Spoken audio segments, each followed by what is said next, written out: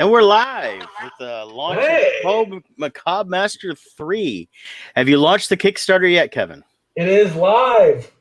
Live! You got to say it that way. Yes. I know, right? I'm currently sharing our links to all of the groups that Bardstone is friends with the indie groups and everything else. If you guys are tuning in from Facebook land, share it on your pages too. Yes. Definitely. That's what I'm doing right now. And there it is. I just got all the notifications. Ding, ding, ding, ding. I feel like I'm in Vegas. Yes. Live.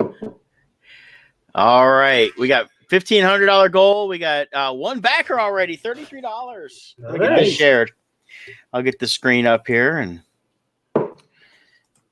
so, there it is. Okay. I just shared it to a ton of groups. So hopefully we'll get a lot of fresh blood joining us on our launch party here. There we go. Yep. I been out there promoting it a little bit to some of the people I know personally that are our previous backers of our Kickstarters, and they're all excited. They all enjoyed the our last Kickstarter, the Crimson Shadows 2. Yes.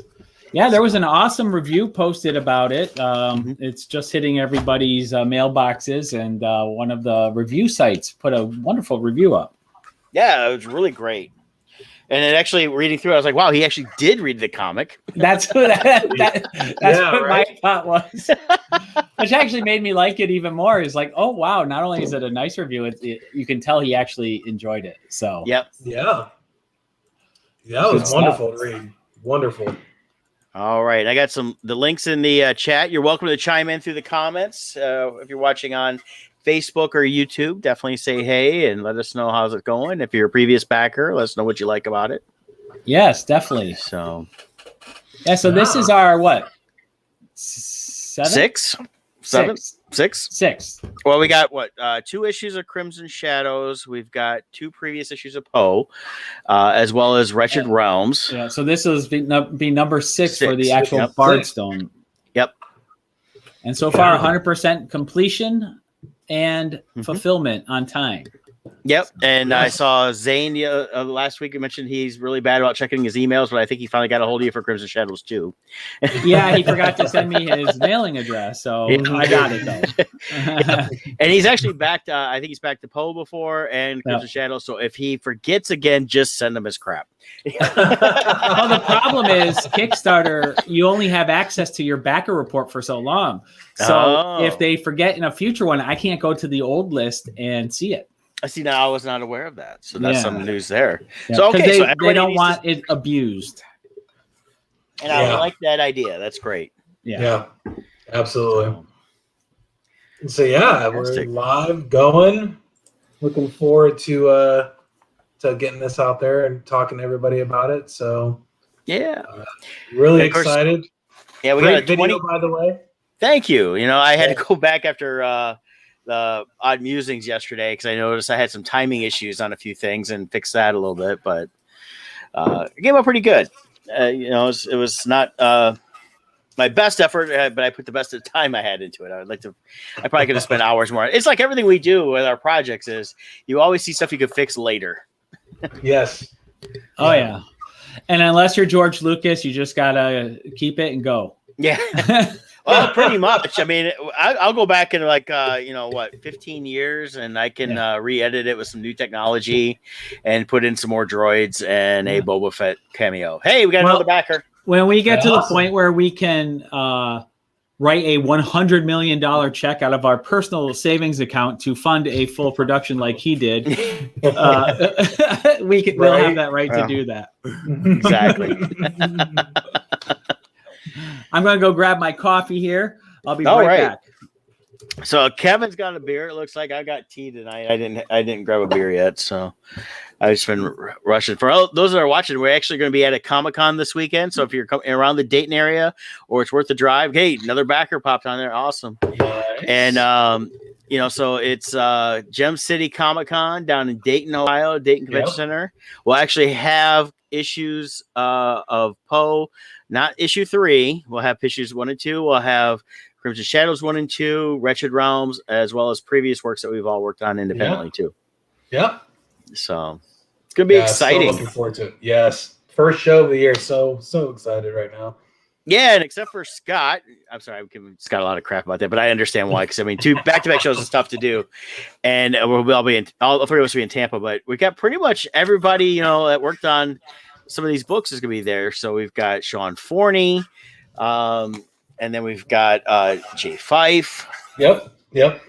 So a few other side people are going to be there. So it's a great time to come get some issues if you don't have them, or bring yours that may not be signed by somebody that's going to be there and get it signed. Yeah, it's a great opportunity. One of the rare ones. I'm posting the links for our event page too, just so you know. Oh yeah, excellent. Yes. Awesome. Yeah. So that's Gem City, and I'll also post Tampa. Yep. Yeah, because next weekend's Tampa. We're all flying down for that. That's gonna be fun. I'm excited. Always love going to the Tampa show. So it's gonna be a good time for that one. Yeah, one of my favorite cities to visit. Love Tampa. Yep. Hey, there's James. Hey James, how you doing, man? Thanks, James. Yeah, he's been an awesome backer. I see his posts on Facebook all the time, and appreciate it. Yeah, yes, very much. But yeah, let's. We've got a lot of great rewards for issue 3. The biggest thing is there are 3 fantastic early bird rewards. All right. All 3 of them are focusing on. I wanted to do something very special for everybody. So there is a limited edition cover that will only be available for the first 48 hours of the campaign. A cover, so get it while it's there. After 2 days, it will no longer be available.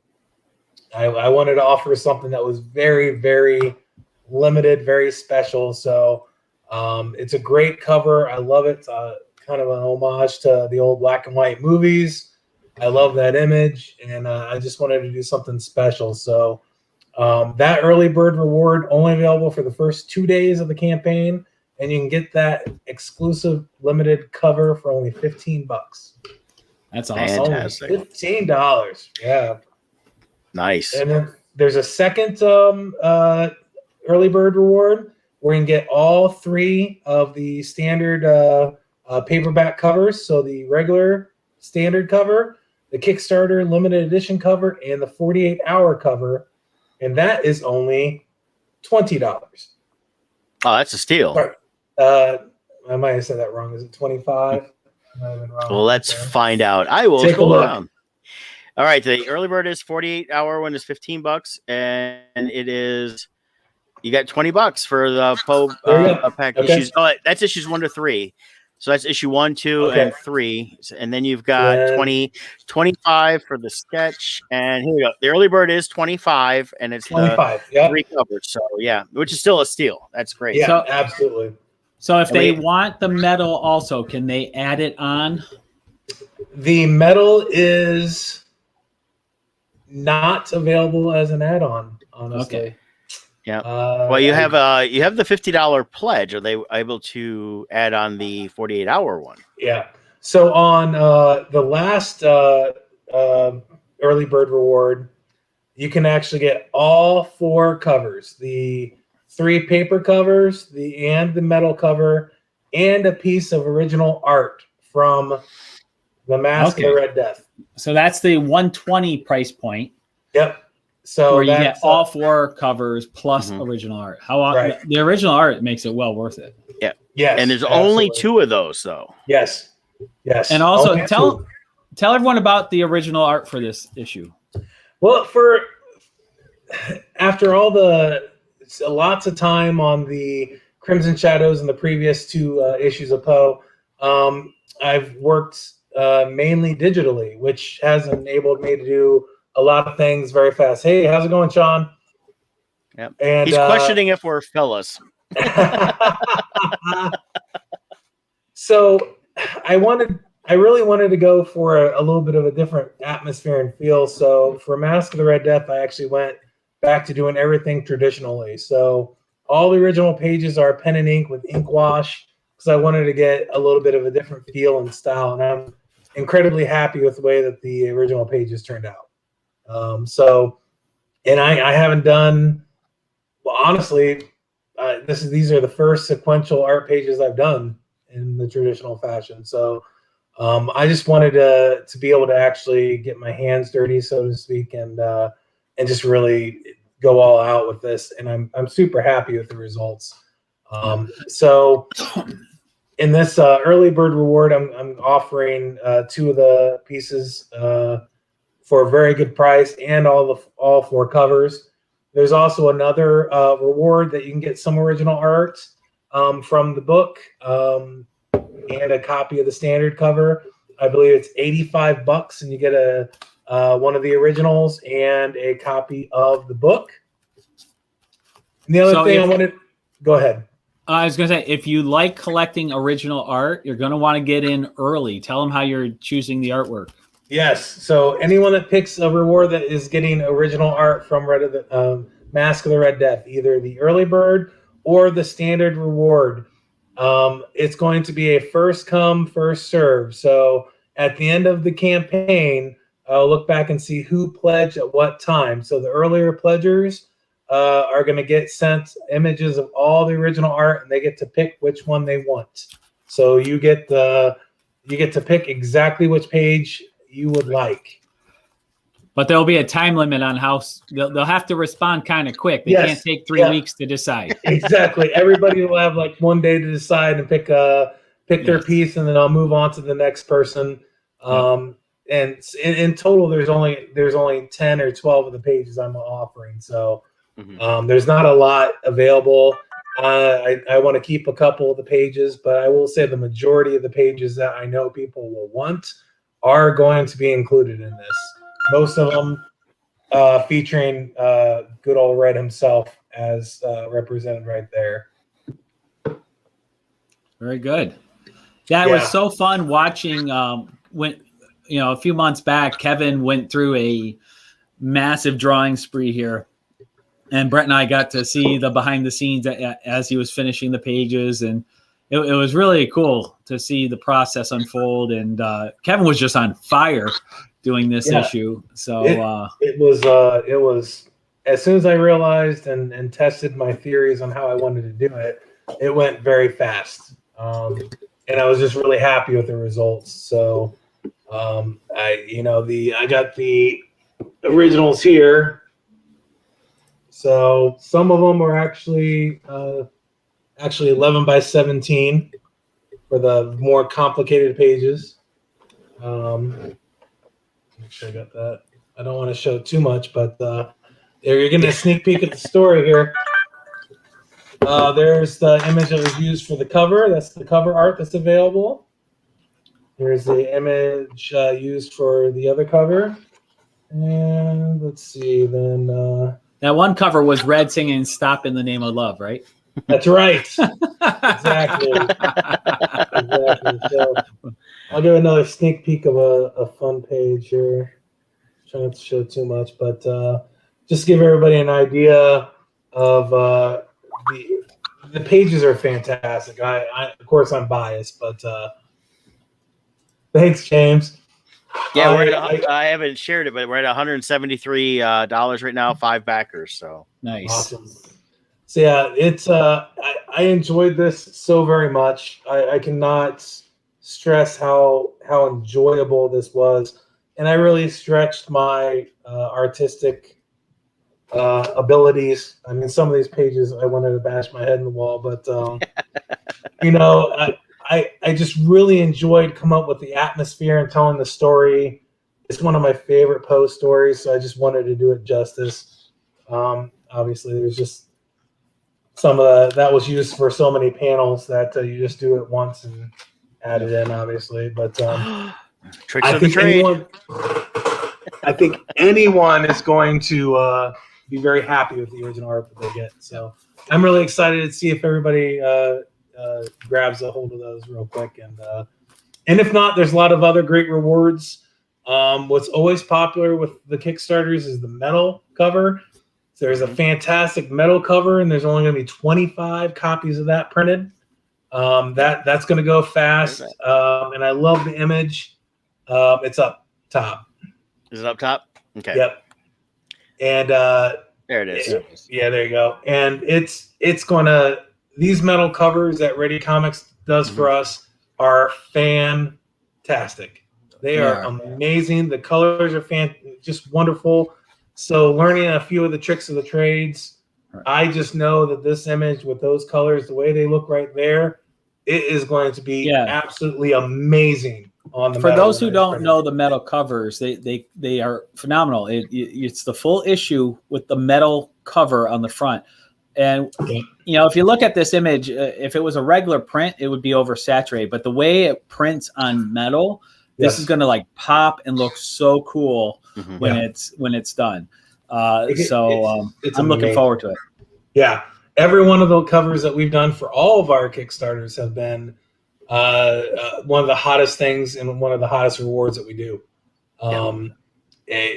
Everyone, I've upped the quantity that I've printed on every one of them just because it's been such high demand. But I think 25 is the max I'm ever going to do. I want to keep it so it's a low print run that gives somebody, you know, you got an opportunity to get a very low print run, a very limited cover, something very unique, and it's part of the thank you for everybody for supporting our Kickstarters.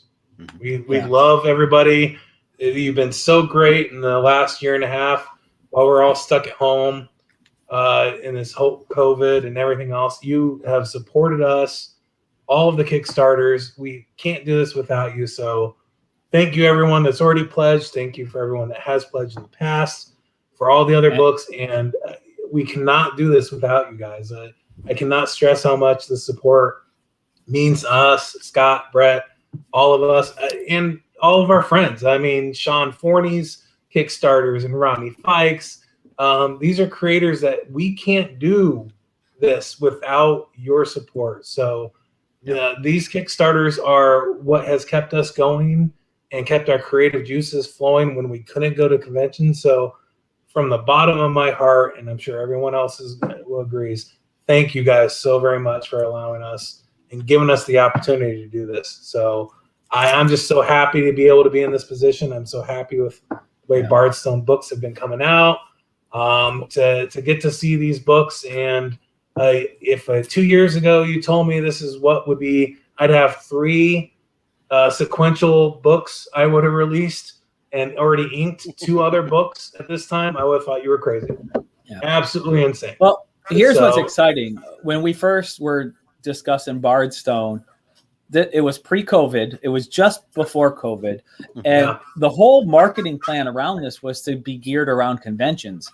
And as we know, everything got canceled. So the success we've had truly is from all you awesome people who've backed us moving up to here. But now this is our first convention this weekend and the next 2 weekends where we are going to have this is going to be like the fulfillment of what our vision was, where we will have a Kickstarter going with a con, so that we can utilize the power of the masses to really try to, take it up a notch to another level. So I'm very excited to see how it goes this weekend and next weekend. Yeah, it's to think that the last time any of us did shows, what we were selling and how we were selling, to now, to go from to have enough that we've already have the books out and what we've already been able to accomplish, it's a night and day difference. It is absolutely going to be amazing and astonishing. I'm so excited to get to the show and set up just to see all the books lined up and everything at the table and take some pictures. And like Scott said, it's a year and a half of waiting for this moment to get to see that and what the three of us really envisioned. And the silver lining to what's happened over the year and a half is we've had the opportunity to build that up, and we're first show we're going to do is going to be a complete 180 from anything you've seen from us before at shows. So I'm really excited to see everybody and get the books out there. I agree. So any surprise, surprises coming up for as far as stretch goals or anything like that for this project? Some good stretch goals. I've already got 2 of them listed. The third one, I have a couple of ideas I'm really looking forward to. Fantastic. The first stretch goal, I've already got these fantastic 2.5 by 3 stickers, incredibly high quality. These are fantastic stickers. I can't tell you how many of them my kids have already taken. So tell them they better back if they want to get those stickers. That's right, before the kids get them all. Yeah, but these are fantastic. They came out so good, and the colors are fantastic. Yeah, and it's just that great image of Poe with the raven in the background. So I think the stickers are a fantastic stretch goal that everybody will get for free if we reach that $2,000 mark. And then the next stretch goal is a mini print of good old Mr. Poe. And this is also one of the images used in the book for a loan. So I really love this image. I did this one a while back, and I've always just enjoyed the fun image of Poe. So those are the first 2 rewards, high quality prints and the sticker. The third one will be a big surprise when it gets revealed. So hopefully we get there pretty quick, and I can let more people in on that. Other than that, the add-ons, which are the best option that Kickstarter's added, no pun intended, in the last year for us for the Kickstarter. So everybody can pick any reward they want, even the most basic reward that gets a physical reward. If you just buy one, the reward's just for one copy of the book, then you can go Kevin through the likes add-ons. giving physical rewards. I know, right? Absolutely. Sorry. Yeah, you know, the more beer, the more physical it gets. So anyway, so any of the rewards that you pick, you can add on any of these different products. So you have the option to customize your reward. So you can buy multiple copies. You can buy a button for $1. Add that on. A 2x3 vinyl sticker for $2. A print from Sean Forney's fabulous cover from issue 2 for $3. You can get digital copies of issue number 1 or 2 for only $3. A 5x7 Poe Raven, larger version of the sticker for only $4. And then you can get physical copies of the previous books. Issue 1, standard cover. Issue 1, fabulous cover by Scott. Issue 2, standard cover. Issue 3, standard cover you can add on. Hi, Tina. A 4x6 metal print for only $6. An original sketch, original Poe sketch, some examples for only $10. So you can get a small piece of original art for only $10. Poe issue 2, the fabulous Sean Forney Kickstarter exclusive cover. There are only a few of those available. Some of these are limited add-ons, so don't wait because I only have a few copies left of some of the Kickstarter exclusives and some of the more rare comics. You can add on one of the Kickstarter covers, and these are at discounted prices. Just so everyone, you are going to get these at a fabulous deal, and you can add these on. I wanted to make it so it was affordable, and if you wanted to get 3-4 different covers, different issues, maybe you wanted to get a couple to give away, I wanted to make sure it was very affordable for everybody. And then the fabulous Crimson Shadows, my cover from issue number 1 and issue number 2, which I have to say, issue number 2, I absolutely love that cover. I had such a blast drawing that.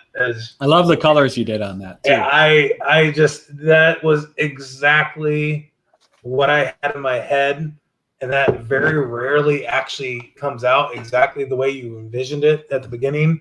That is exactly what I wanted that to look like. I was so happy with that cover. One of my favorite things by far. So you can add that for only $10 onto any of the rewards. And then there's a couple, Poe issue number 1 and also Crimson Shadows issue number 1. You can get a sketch cover version of that book or Crimson Shadows with a complete sketch by myself for only $50. And those will be fantastic sketches on those. So it's a great opportunity. And for the first 2 days, only the first 2 days, any of the other rewards, you can add on the 48-hour cover or as many as you'd like for only $13 a piece. Lucky number 13. That's awesome. So that add-on is only available for the first 2 days. And it is unlimited. So if somebody wanted to get 10 copies. Absolutely. But after 2 days, no more. No more. No more. No mas. All right. So now check out the top of the page here. We have a surge. I'm going to take us up. Hold on just a second. Here we go. Here we go. We're going up like Boom! Jeff Bezos. Fantastic. Look at that. $296. We got 8 backers. We just had a big jump. That's great. Another $100 Nice. in when I looked at it. So actually 123. So awesome. Yeah. Thank you guys. Yeah. Thank you guys so much. So one thing I like to point out, because the Edgar Allan Poe he is a following himself, and it just went up again, 319. Nice. He's got a solid fan base. So in this project, you have comic book fans, but you also have Edgar Allan Poe fans. Yes. And one thing I really want to point out, and I can't stress enough, is Kevin has had, I think, almost a lifelong love of Edgar Allan Poe's work.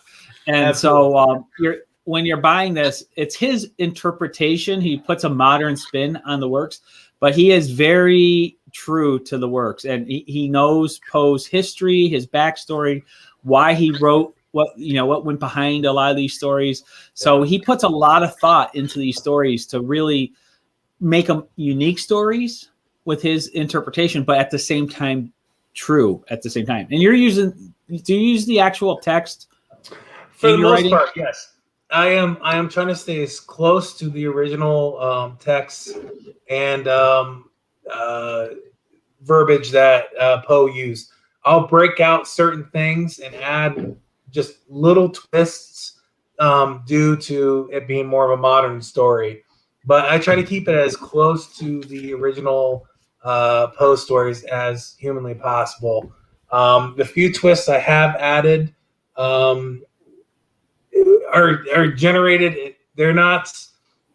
I don't know how to. I don't want to ruin the surprise for the collection. So, the stories aren't random. That's we're all these stories are happening in the same universe at the same time, and these people are all in the same.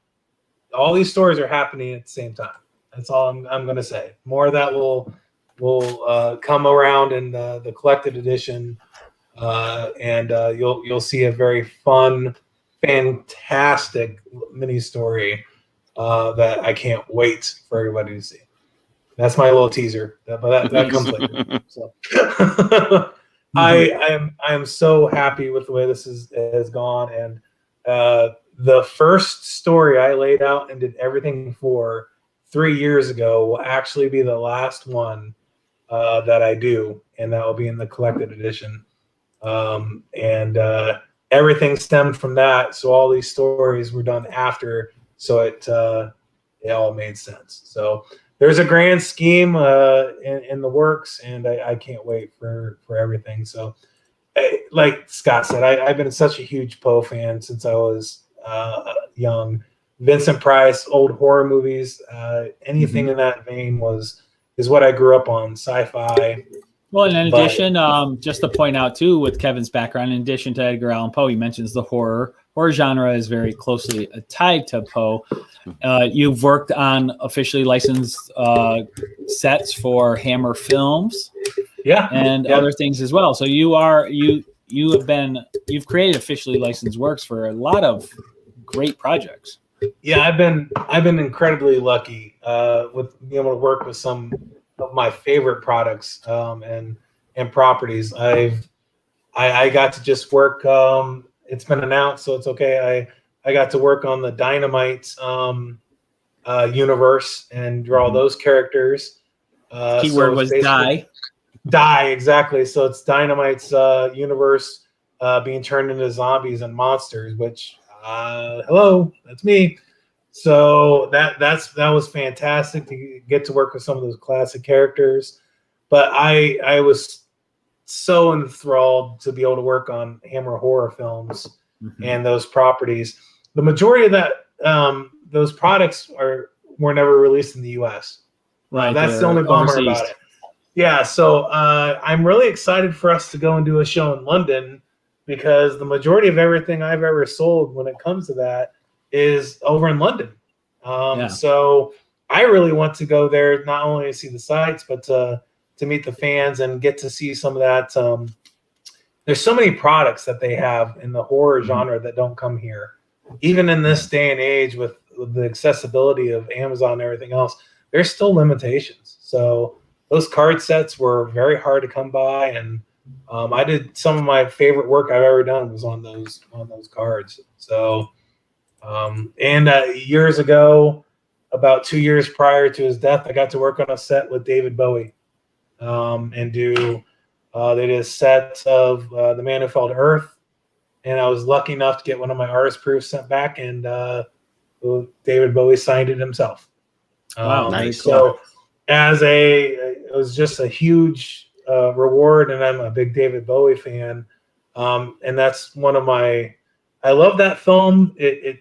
Every time I watch it, I still don't understand it. Do not understand what's going on. Seen it 20 times. You're not doing enough drugs. Exactly. I guess it's because I just drink, and I don't do any drugs. So, but it's always been one of those movies that you see it, and it's just a gorgeous movie and a great. David Bowie was just such a great actor, musician, just entertainer, and every artist form that you could possibly imagine. But over the years, to be able to work on all these projects, and now that we get to do whatever we want, Bardstone allows us to create our own stories and do what we want. I've been able to focus on Poe.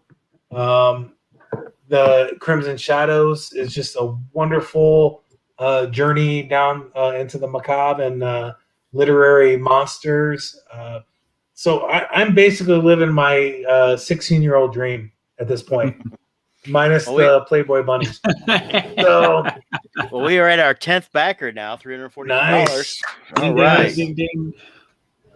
Yeah, so this really is, 16-year-old Kevin is very, very happy right now looking at this and seeing the success that we've had, and just to be able to say we've accomplished so much already, and I'm so excited for this. I can't wait to get to shows and be able to talk to people. Mm-hmm. If they even show a little bit of interest in Poe, I'm going to grab them and make them read it. I can't wait. I will point one thing out.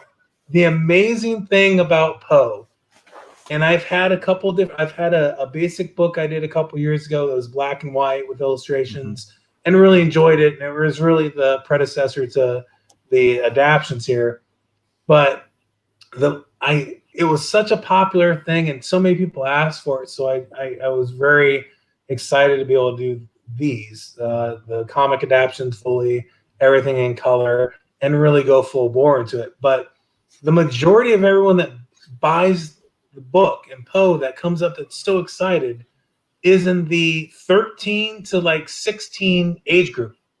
Yeah. It is these younger, teenagers, younger kids that are just so enthralled with Poe and the stories. It gives me hope for the next generation.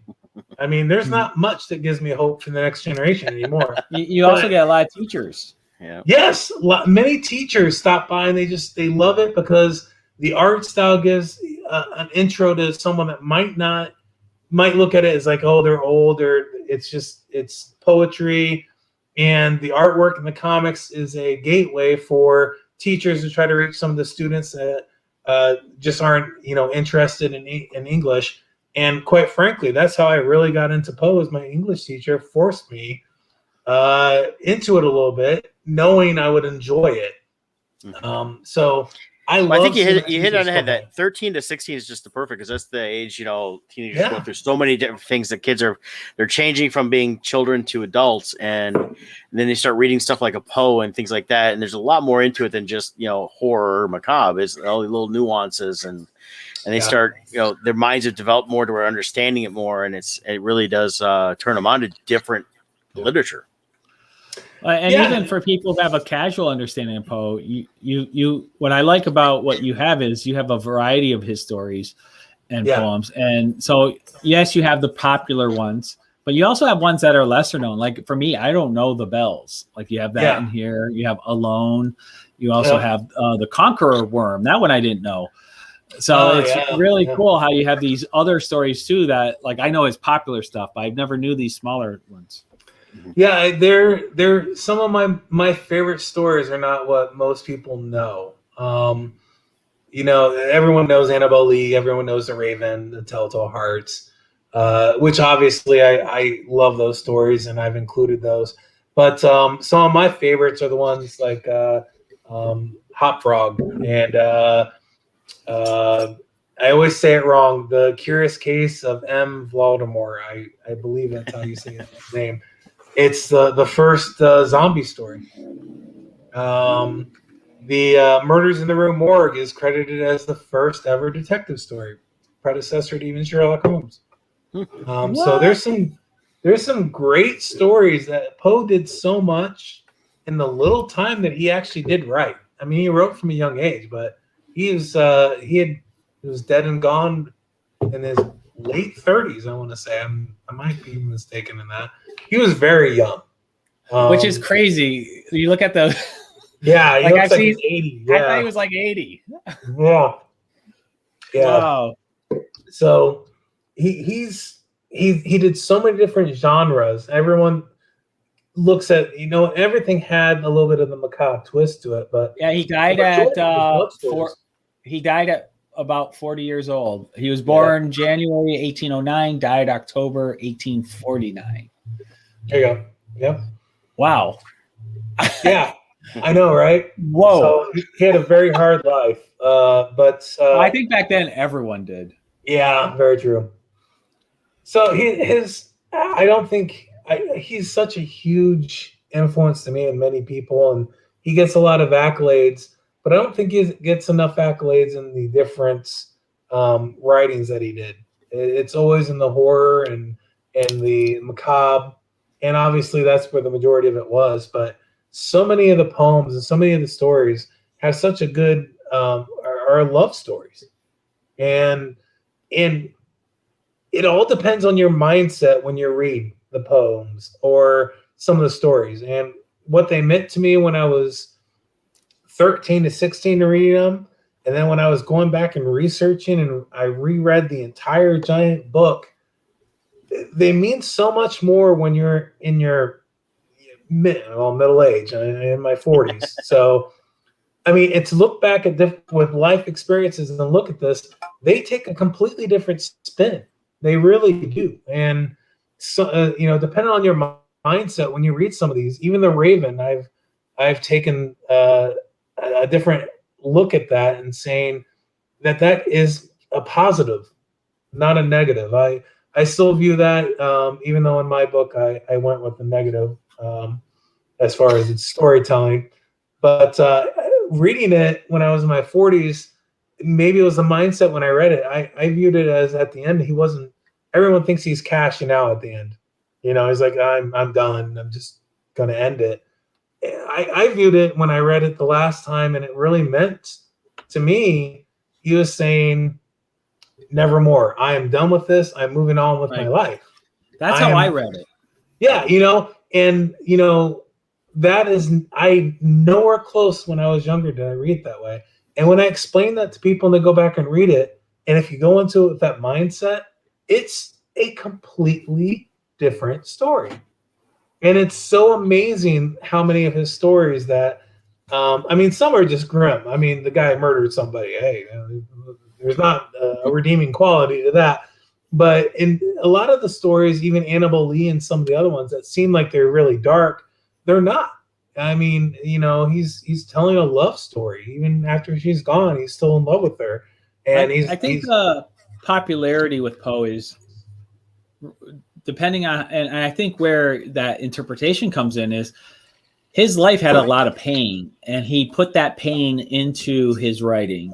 Yeah. And so everyone can identify with pain. I think that's the popularity with Poe. And depending on where you are on that journey of pain is where you will get a different interpretation, I think. Absolutely. Yep. James has got a question for you. What's that? James got a question right there. So have you considered redoing stories like The Raven, but from a different perspective or point of view? Yeah. Like the point of view of the bird. Well, dialogue means they squawk the whole time. I've actually I've seen a rendition that's exactly what they did, and it was brilliant. It's a cartoon, and they told it from the story of the Raven. You're seeing it from the Raven's eyes. It's amazing. It's absolutely amazing. And you got little shots that look like the Escher drawing where he's holding the globe. Very surreal. It was one of the more impressive things I've ever seen. So I didn't go that route, even because I always had that idea in my mind. And that was from like the 90s. I remember seeing that. There's 2 stories I have in mind where I reversed the role. And that's all I'm going to say with that one. But yeah, James is getting a little ahead of himself there. Whoa, James. But yeah, it's an interesting concept to look at this. Let's just say it's always great to see one. There's always 2 sides to every story, right? So let's just say in the future you might see one of these stories I've already told, but from the other person's perspective. It'll be interesting. So very good. So we had another little surge. We're up to 449 with 13 backers. Lucky number 13. Yep. Dun, dun, dun. Yeah, that's fantastic. I'm so excited to see that already. That's great. Yeah, so we're almost a third of the way to the goal. We got 20 more days to go.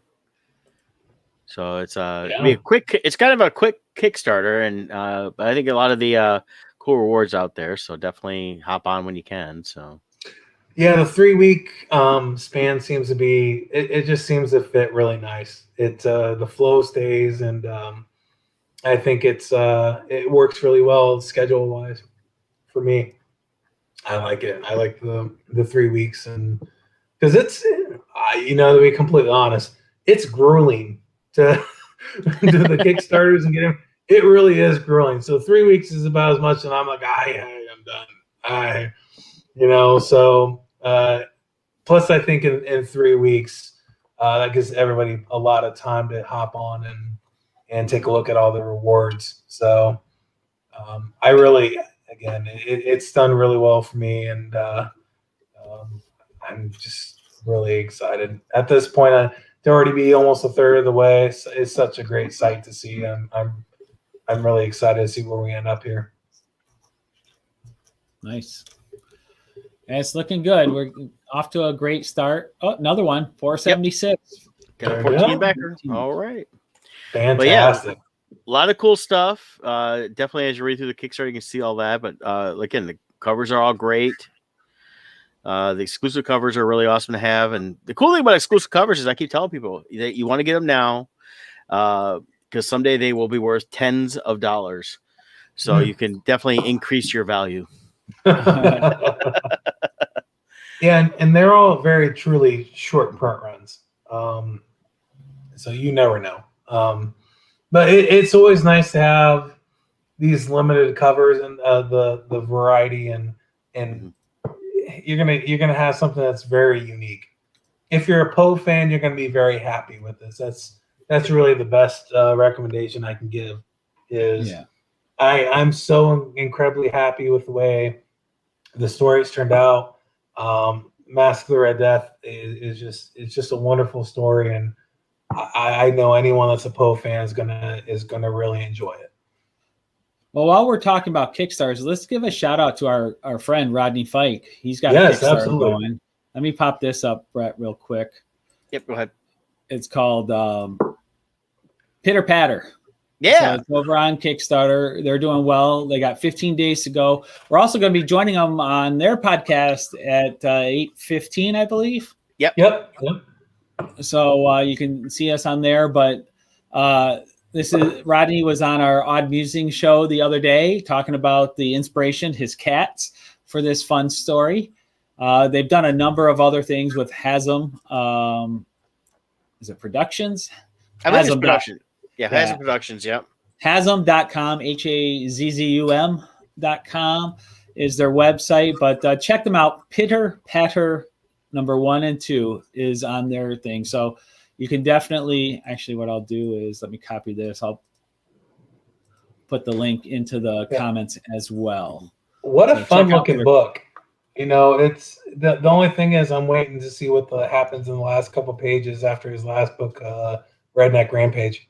I want to know what happens to these cats. So it's such a departure from the last one I read. So we'll see. Yeah, well, we'll see. You know. Oh my God! It's not a kid's book. No, I'm joking.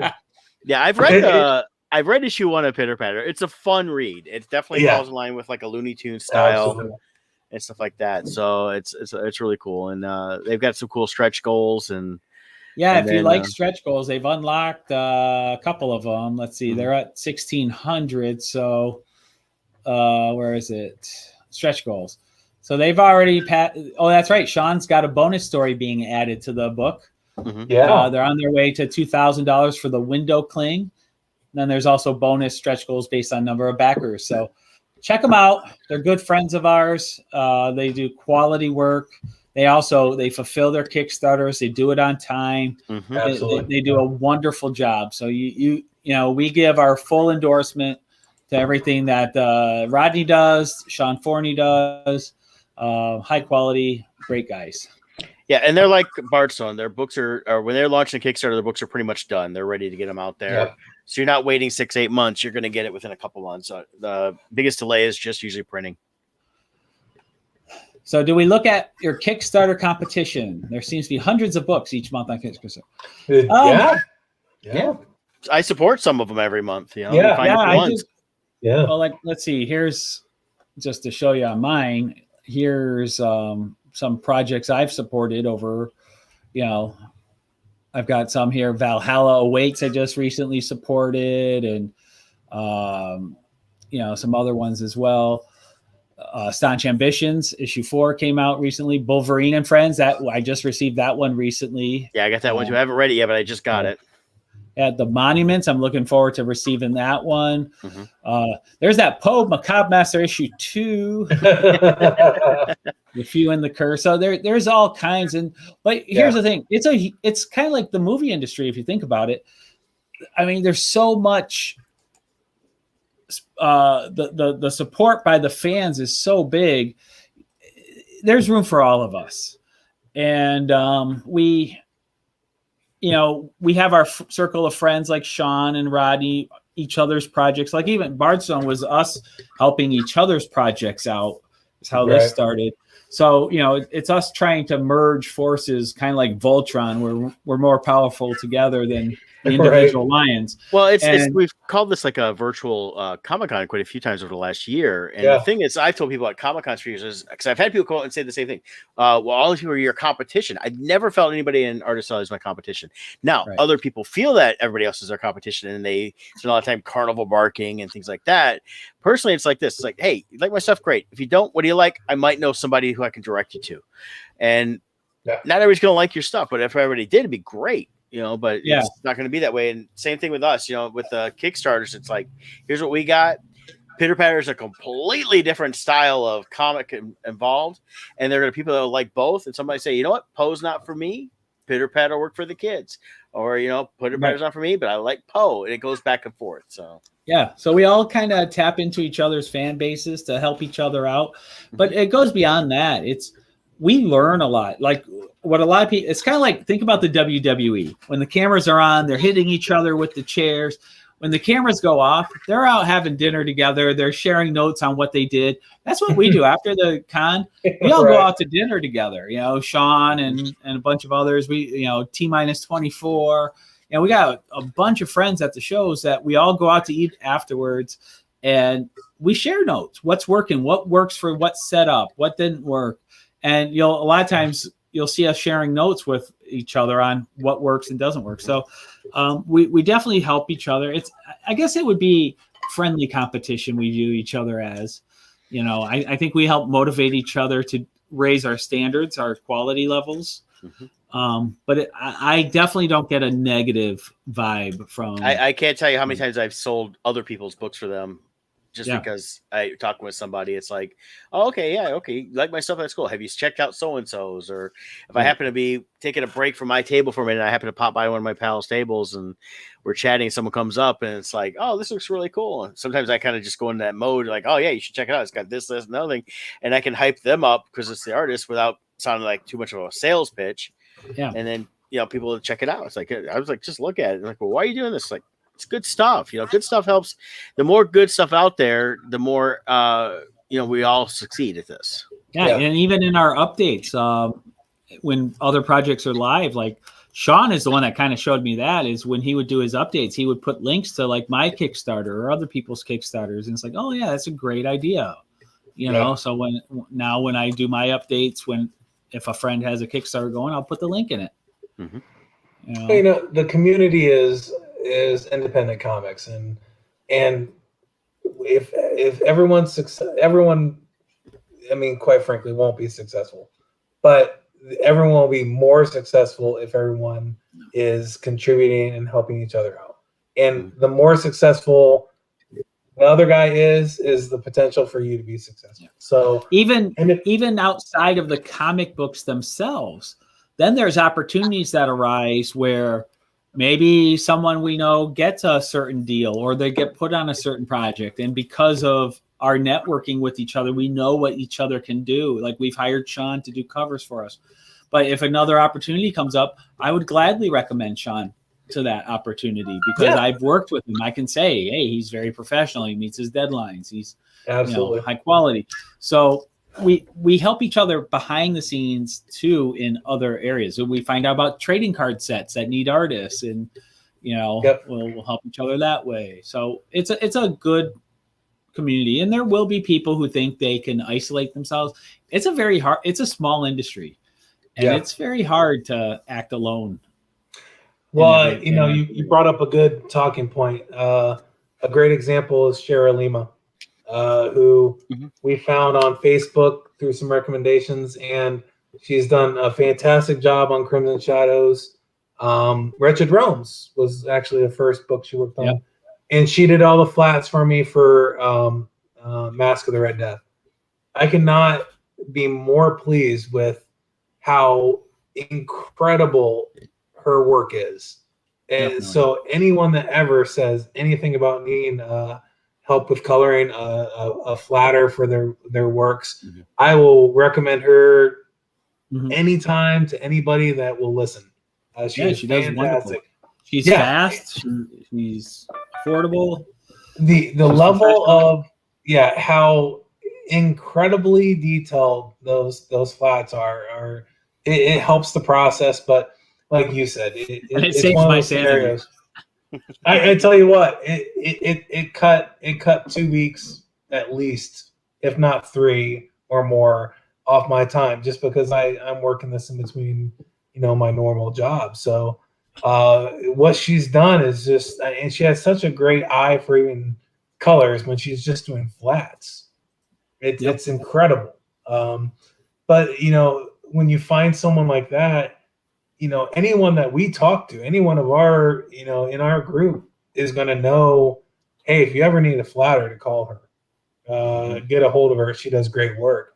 And that's the best thing about Comic Cons, and like what Scott was touching on, is we support each other in that way because we all succeed. If we can keep supporting everybody, it just helps everybody out. And we're all in this to get this content out and to make people happy. And the happier the people are, the happier we are. We get to keep doing this. Oh, we got a special guest on the show here. Hawkins has shown up. Yeah, he just woke up. There's the big yawn. So we're approaching the final minutes here of our opening launch party. We're going to be going on to Rodney Fike's podcast in about 15 minutes or so. to talk some more on there. But give a quick recap, Kevin, of how people can sponsor this or back it, I should say, and find it. All right. So all the links you'll find all over the place at bardstone.com. My personal Facebook page, Bardstone Facebook page, my website. Anywhere you find my name, you're going to find links to Kickstarter. If you can't find it there, you just log on to Kickstarter and type in Poe Macabre Master, and it'll pop right up. Yep. You can get on there and back the book. Even if you can't back the book, it's always a huge help just to share it on your Facebook page. Share it on Instagram. There's that little link right under back the project. There's those links. That's all you do. Click that. Right there. And that's we cannot stress how big of a help that is.